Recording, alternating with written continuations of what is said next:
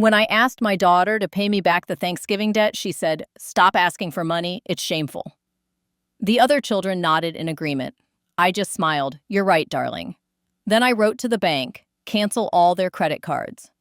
The next morning, she called, screaming, "Why are you trying to ruin my life?" My name is Elena Corsack.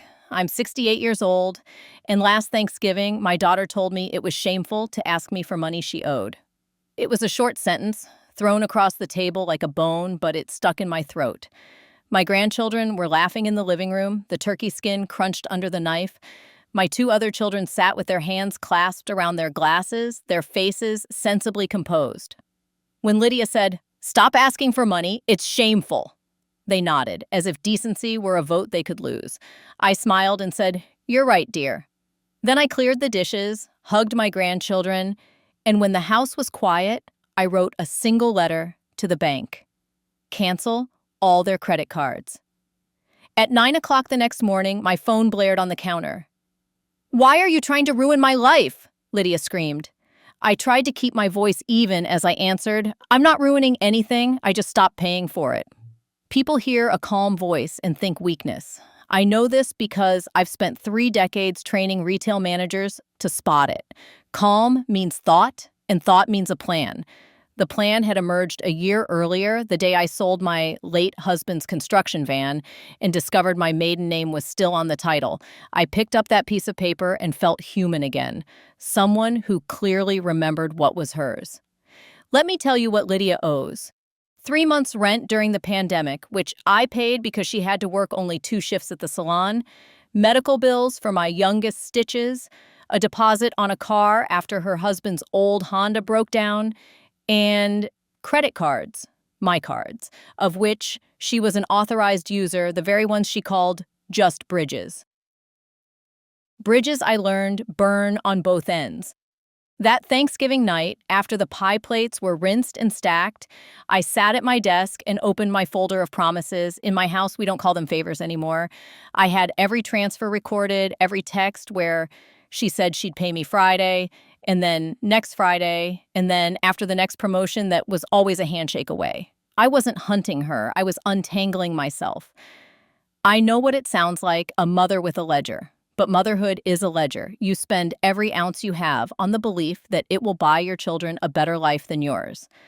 I spent freely. I spent until I was invisible. When I told the bank to cancel the cards, I wrote it plainly. I'm the primary. Remove all authorized users. Freeze all replacement requests until I appear in person. It wasn't spite. It was a boundary with a lock. The manager called me to confirm and lowered her voice as if she were gossiping with a neighbor. "Are you sure, Ms. Corsack?" "Very." At 9:07 a.m., Lydia's card declined at the gas station. By 9:12, the grocery.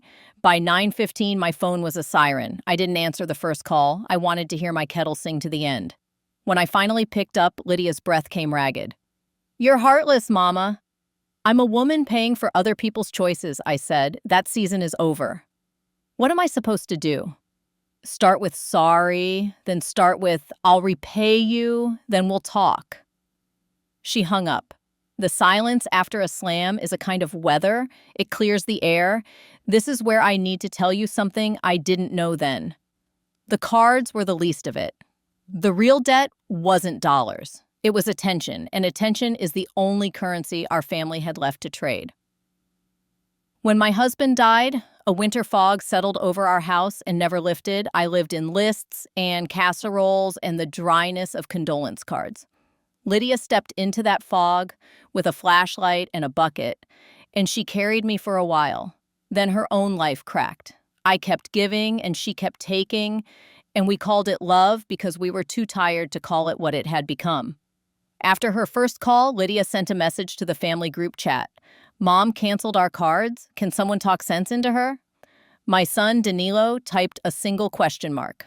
My youngest, Ivana, posted a photo of a cat hanging from a branch with the caption, "Hang in there," which is her way of cracking tension with softness. Then my phone rang again. Danilo, reasonable, asking for an explanation. I told him what I'd told the bank. "I'm stopping the leak." He was quiet. "You know her husband gambles sometimes," he said finally. "She doesn't. But he does." I sat down. How sometimes? A lot, Danilo exhaled. He said he stopped. People swear off habits like they swear off storms. By noon, Lydia had posted a story online about ungrateful parents. She didn't use my name, but anyone could recognize my handwriting in the outline. Within hours, 3 of her friends sent me chilly texts. I didn't reply.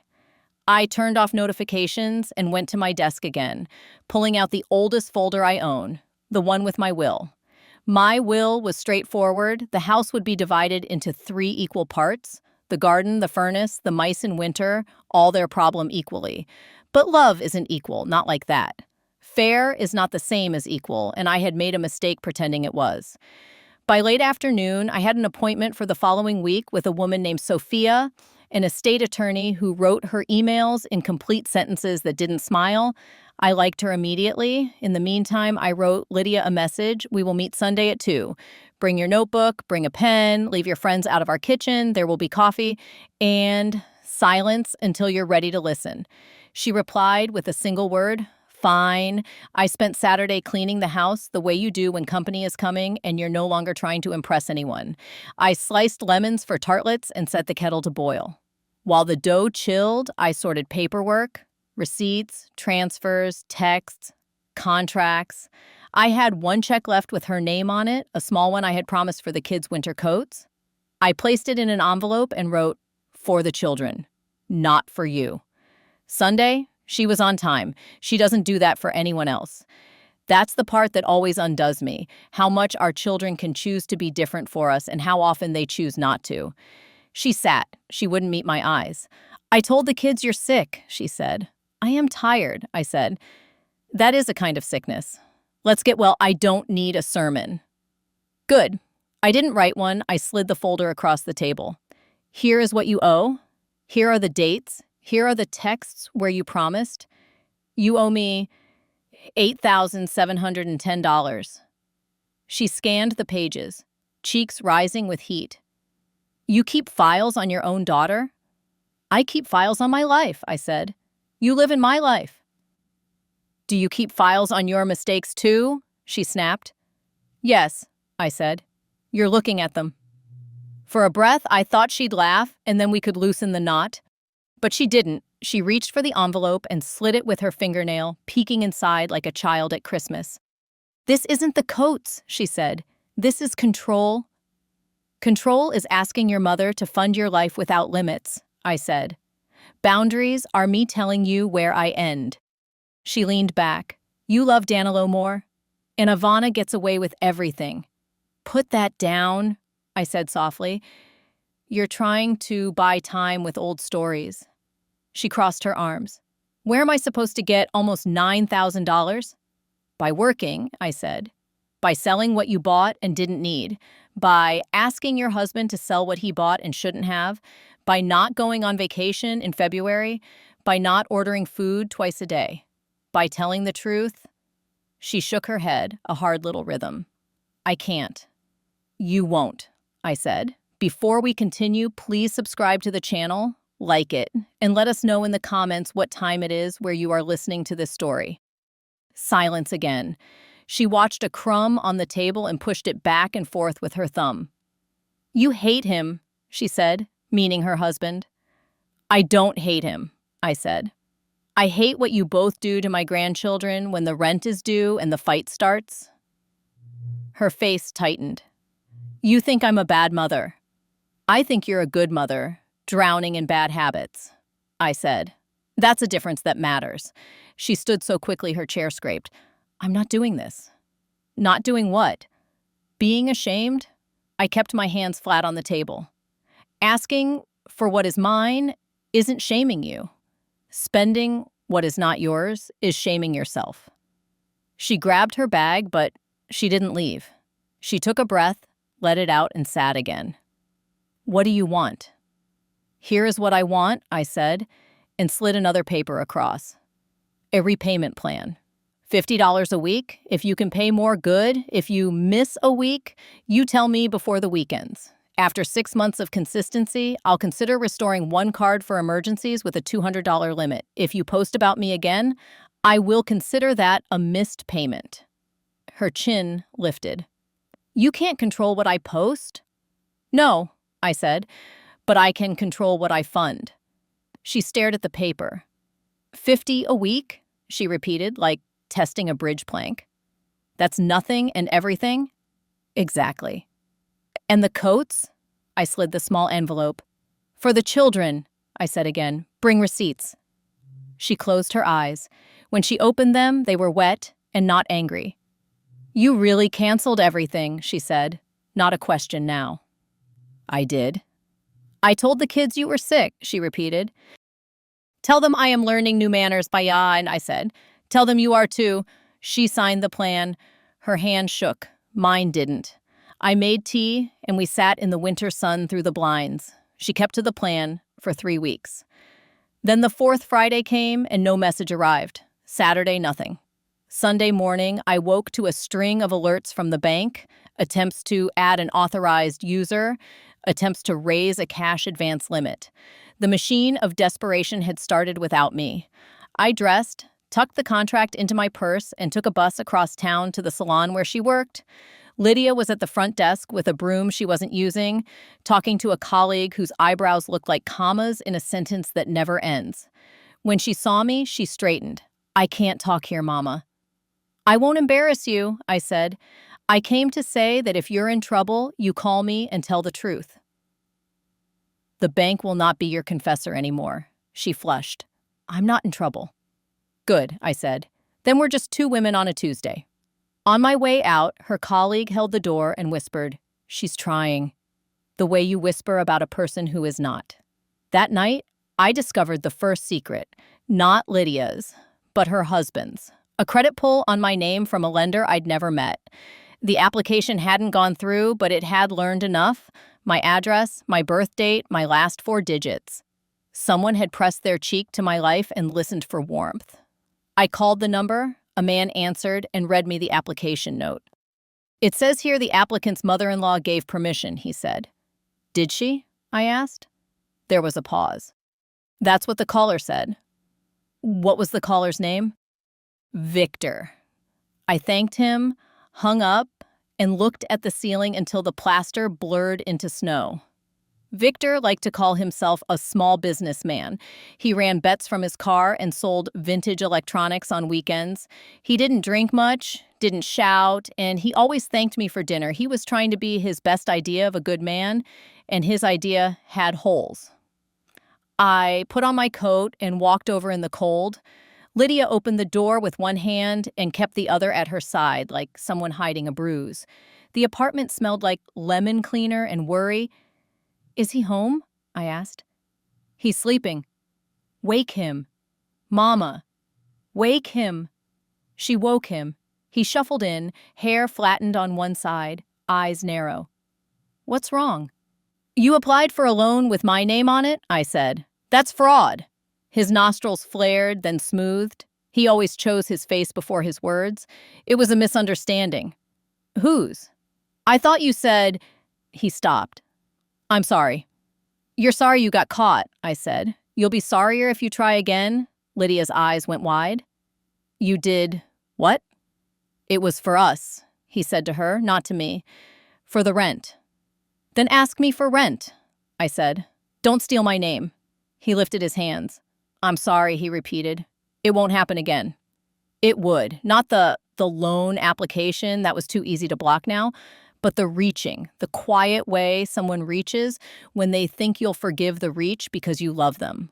On the bus home, a teenager offered me her seat. I thanked her and stayed standing, holding the metal pole and my breath. The city slid by. A woman with a stroller, a man with a red scarf, a boy tossing a ball to himself in a parking lot. All of them moving under the same gray sky. Grief can make you feel singular. Responsibility can make you feel like a post everyone leans on without seeing. I was both, and I was done. Monday, I filed an identity theft report, simple, short, without fireworks, and added a note to my credit file. I also called Sophia, the attorney.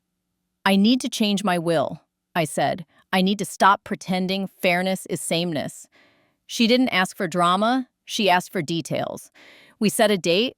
On Thursday, Lydia sent $50 with a heart emoji. I accepted the money and ignored the emoji. In the night, my doorbell rang, no one there. A childish trick or a test of my patience. Friday, I found a notice in my mailbox for a late fee on an account I didn't own. The name was mine, but the address was Victor's sister's duplex. I took a photo, then walked 2 blocks to the precinct. The officer at the desk looked younger than my grandson and held his pen like it might bite him. I explained. He nodded. He filled out a report. When I left, he stood up straighter than when I arrived. You can give people practice at taking you seriously simply by insisting they do. The second hook in this story arrived on a Sunday morning disguised as a cup of coffee. I was in the kitchen when Ivana walked in without knocking, cheeks pink from the cold, her hair tucked into a knitted cap. She poured herself a mug, leaned against the counter, and said very calmly, "Lydia opened a store card in Katya's name." Katya is my 15-year-old granddaughter. The cup in my hand didn't break. I placed it on the counter and watched the steam rise. "How do you know?" "She asked me what APR meant," Ivana said. She said Mom told her it was for points, and we'd buy a new TV for her room and close it before it mattered. I told her that's not how it works. I checked her email. There's a bill I had imagined many ways this season could humiliate us. I hadn't imagined that. There is a line no mother expects to see her daughter cross, using your own child's clean name as a sponge. "Where is Katya now?" I asked. "With me," Ivana said. "I didn't want her home when you found out." I sat down. The chair felt like ice. "Thank you," I whispered. "Do you want me to call Danilo?" "Not yet." "Do you want me to call Lydia?" "Yes," I said. "Tell her to come. Tell her not to bring excuses. Tell her to bring her hands. For holding her child," I said. "She will need both." When Lydia arrived, her face was defiant and blotched. She saw Ivana's hat on the peg and stopped. "Why is she here?" "To tell the truth with me," I said. "I don't like ambushes." "You don't like consequences," Ivana said, stepping in from the hall. "Those feel a lot like ambushes when you've been running." Lydia's mouth opened, closed. "I didn't hurt anyone," she said. "You hurt Katya," I said very evenly. "You hurt the future she hasn't had a chance to meet yet. You don't get to do that." "I'll close it," she said quickly. "It's not a big deal." "It is," I said. "Even if it were $1. It is." Ivana set her coffee down. "I called the company," she said. "They want the guardian on the account. That's you, Lydia. They want your voice explaining why your daughter's name is on a debt." Lydia's shoulders rose to her ears. "You're both enjoying this," she hissed, but there was no fire in it anymore. "You've been waiting to drag me." "I have been waiting to lift you," I said. "Dragging happens when you play dead?" She covered her face. The sound she made wasn't the sob of a woman in a movie. It was the wet, broken inhale of someone watching the floor tilt. "We will fix it," I said. "But you will not touch a card for 6 months. Not yours, not mine, not hers. You will use cash, and you will tell Katya exactly what you did, and you will ask her forgiveness without telling her you did it for her. You will also call the lender and say the word fraud, and you will deal with the consequences." "And Victor?" Ivana asked. "He will hear the word police if he tries anything with my name again," I said, from my mouth. In front of his sister, Lydia lifted her head. "You're cruel," she said softly. "I am clear," I said. "Clarity can feel like cruelty when you've forgotten what clear looks like." She nodded, a small tilt that broke my heart because it was the first sign of the daughter I raised. Stubborn, smart, secretly soft. "I don't know how to stop," she whispered. "When the bills pile up, my head fills with bees, and I just do the next thing that numbs the buzzing." "You replace one noise with another," I said. "This month, the buzz will be the sound of cash leaving your hand."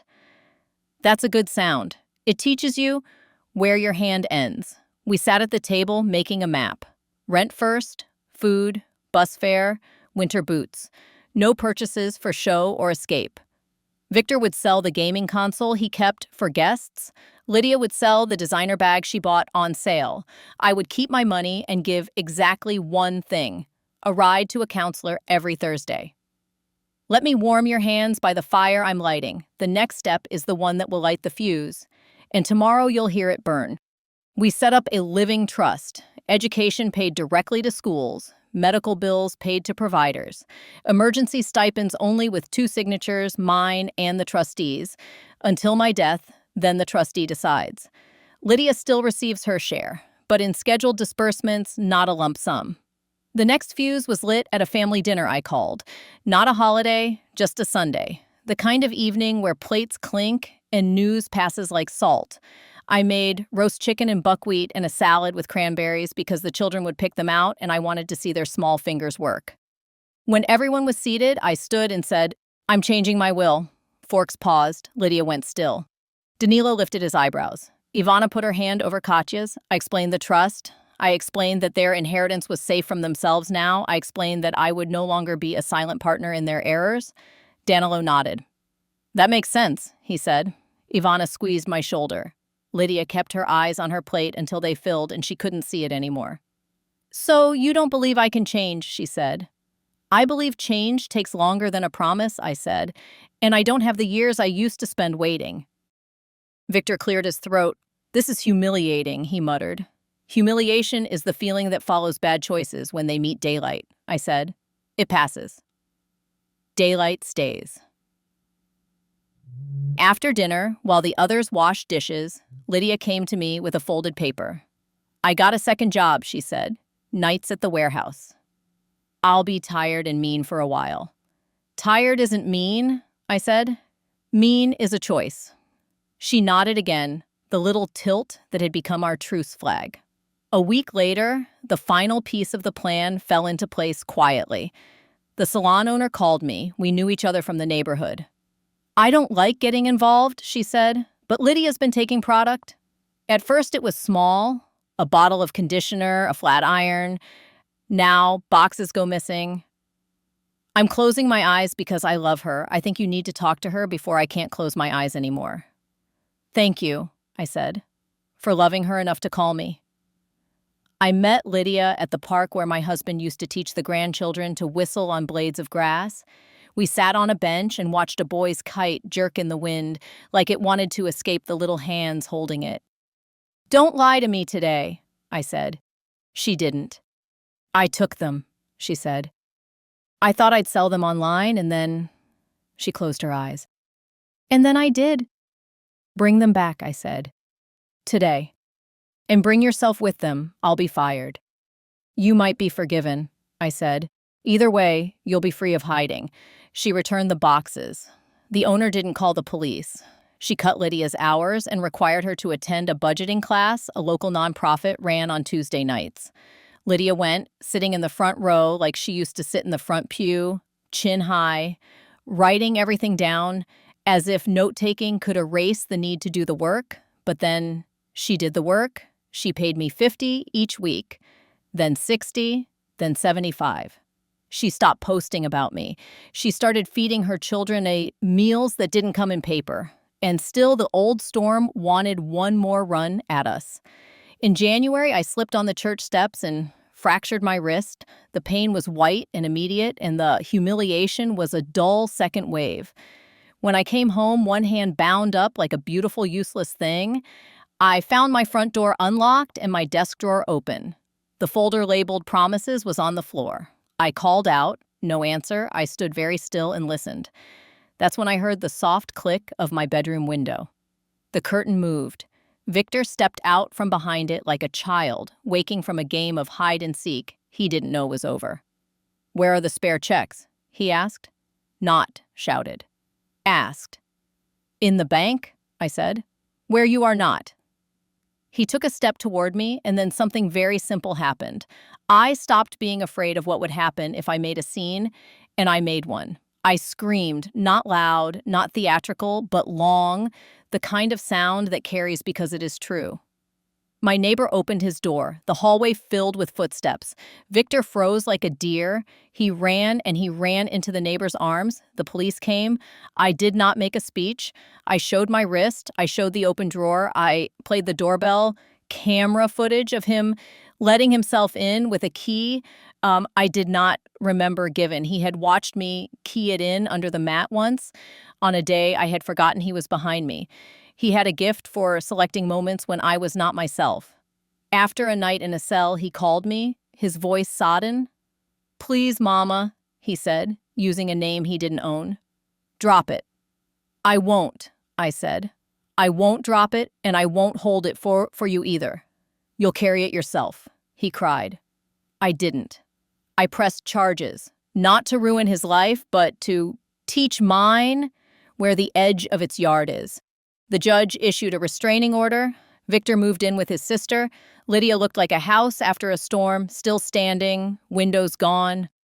"I don't know how to be without him," she said. "That's a good place to learn how to be with yourself," I said. "I will set the stage and whisper to you, the next turn is where justice will put on its work clothes, and tomorrow you will see whose hands get dirty." The court dates were quick. I provided my statement, the officer provided his, the neighbor did too. Victor pled to a lesser charge of unlawful entry. He received community service and mandatory counseling for compulsive gambling. It was not a triumph, it was an alignment. Doors close, windows lock. People are nudged back into lanes they left. Meanwhile, Lydia kept paying me. In March, she brought me a plastic folder full of receipts. "Coats," she said. "Boots. Groceries. Bus passes." She didn't look proud, she looked steady. That look is rarer than pride and worth more. One night in April, Katya came to me with a question that was not a question. "Can I live with you for the summer?" she asked. "I want quiet." "You can," I said. We made a room together from my sewing nook and a shelf of cookbooks. She did her homework at my table, her pencil whispering across the paper like a small saw. Sometimes she cried for no reason. I didn't ask her to explain. Grief for what your parents are not is shapeless. It needs space to stretch. In May, Sophia called. "Papers are ready," she said. I went to her office and signed my name on lines that meant my grandchildren's futures were protected from our present. When I left, I bought a small cake and wrote the word boundaried on it in crooked icing. I ate a slice on my porch, laughing at the silliness of it, and then I wrapped slices for the children and labeled them with their names. I did not save a slice for excuses. The final reckoning didn't come with handcuffs or headlines. It came, fittingly, on another Thanksgiving. A year to the day, I set the table with my mother's good plates, the ones with tiny blue flowers that refused to chip. I invited everyone, even Victor, because justice isn't a guest list. It's a set of rules taped to the refrigerator. The rule now was this: respect is owed before the meal is served. They arrived carrying food and, in some cases, themselves carefully, like they could break. We ate, we laughed. I told a story about their father getting lost in a corn maze, which he did every year on purpose to hear us holler his name. When the plates were cleared, I stood. "Last year," I said, "I smiled and agreed that asking for my money back was shameful. Then I canceled the cards. It hurt. I know it did. It also helped. Look around." Danilo met my eyes and raised his glass a fraction. Ivana squeezed Katya's shoulder. Lydia looked at her hands. Victor looked at the floor like it had something to say. I set envelopes on the table, one by one. "Inside is a letter," I said. "It explains the trust and what it has done this year. It lists what I have paid for directly. Katya's camp, Maxim's inhaler, Roman's school trip, the dentist. It also lists what I have not paid for: vacations, gadgets, escapes. I won't start again." Victor shifted. I kept my eyes on Lydia. "I want to say something," she said. Her voice was small but clear. "Mama, you were right. Not just about the money, about everything. I was ashamed because I made choices that deserved shame. I used Katya's name like it was an umbrella. I asked you for help like it was my birthright. I'm sorry." Her hands trembled. I had never loved her more. "I forgive you," I said. "Forgiveness is not a bank. It does not erase the debt. It erases the interest. The principal you pay with living differently." She nodded. "I am." Then she did something I did not expect. She stood and took Victor's hand and said, "I can't do this with you." He blinked. "Do what?" "Live like this," she said. We are teaching the children that a promise and a lie are cousins. I am tired of that family. His mouth opened, closed. He let go of her hand. He left. No one followed him. The front door clicked, and the silence after it was not a weather pattern this time. It was peace.